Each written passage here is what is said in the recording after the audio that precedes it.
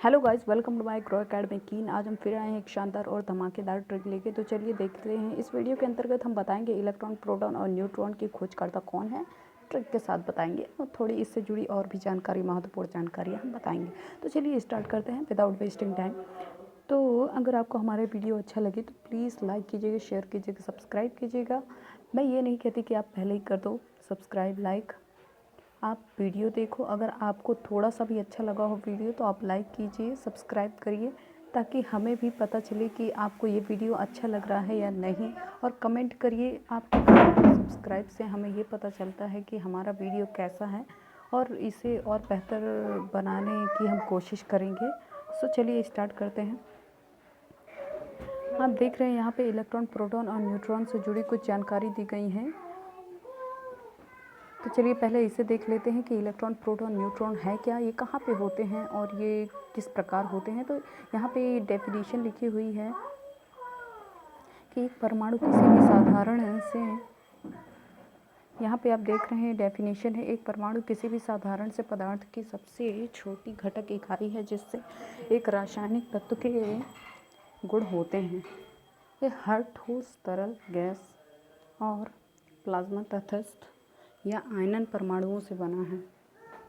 तो आप देख रहे हैं किसी एक परमाणु किसी भी असाधारण से पदार्थ की सबसे छोटी इकाई, घटक इकाई है। यानी कि कोई भी परमाणु है असाधारण से की सबसे, यानी कोई एक परमाणु है उसकी एक सबसे जो छोटी इकाई है घटक की, कोई छोटी घटक की इकाई है जिसमें एक रासायनिक तत्व के गुण होते हैं।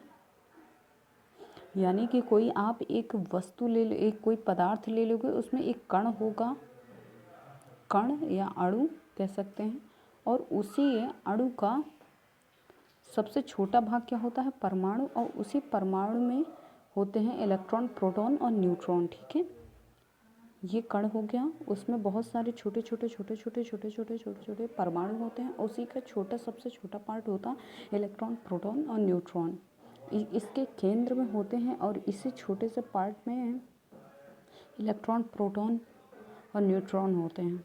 ठीक है, और ये जो होते हैं मतलब कि ये पदार्थ जो होते हैं ठोस, तरल और गैस के रूप में भी हो सकते हैं। यानी कोई भी ठोस पदार्थ हो या तरल पदार्थ हो या फिर गैस हो, उसका एक छोटा सा मॉलिक्यूल होता है, उसी में होता है इलेक्ट्रॉन, प्रोटॉन और न्यूट्रॉन। ठीक है, इलेक्ट्रॉन जो होते हैं इसके खोजकर्ता कौन है, थॉमसन है। इलेक्ट्रॉन को क्या कहते हैं, यहाँ पे आप देख रहे हो इलेक्ट्रॉन जो है ये सबसे बाहरी आवरण में होता है, और फिर उसके बाद प्रोटॉन और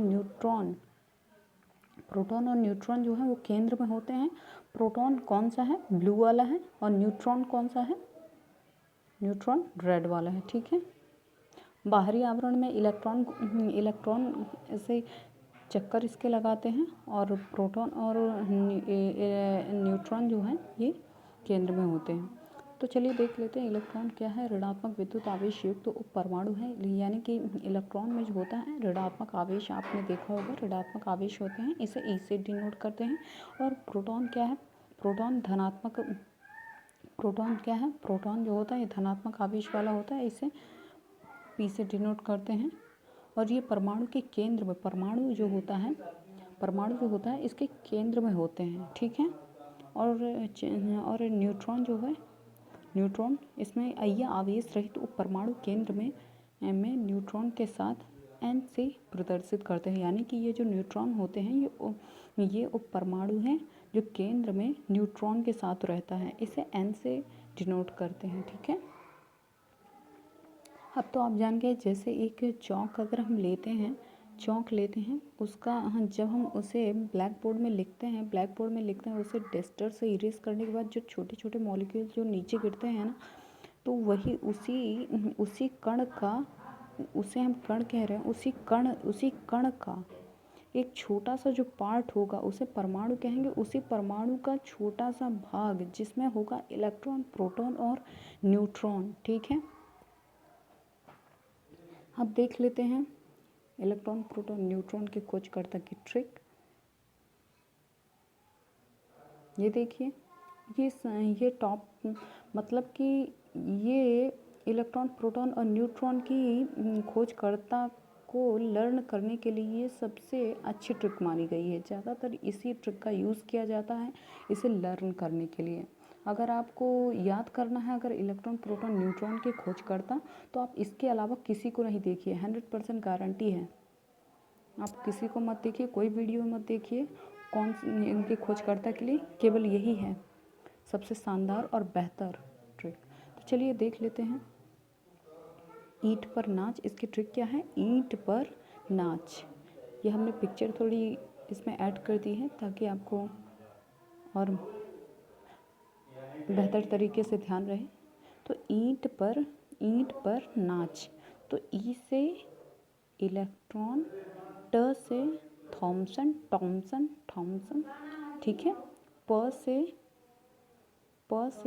प्रोटॉन, र से रदरफोर्ड, ना से न्यूट्रॉन, च से चैडविक, ठीक है।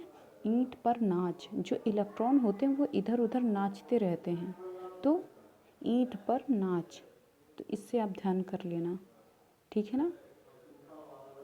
ईंट पर नाच, तो इससे आपको ध्यान रहेगा। ई से है इलेक्ट्रॉन, ट से है थॉमसन, प से है प्रोटॉन, र से है रदरफोर्ड, ना से है नाच, ना से है न्यूट्रॉन, च से है चैडविक, ठीक है। तो अगर आपको हमारा वीडियो अच्छा लगा हो तो प्लीज़ लाइक कीजिएगा, शेयर कीजिए, सब्सक्राइब कीजिएगा। नेक्स्ट वीडियो में मिलते हैं, सो थैंक यू।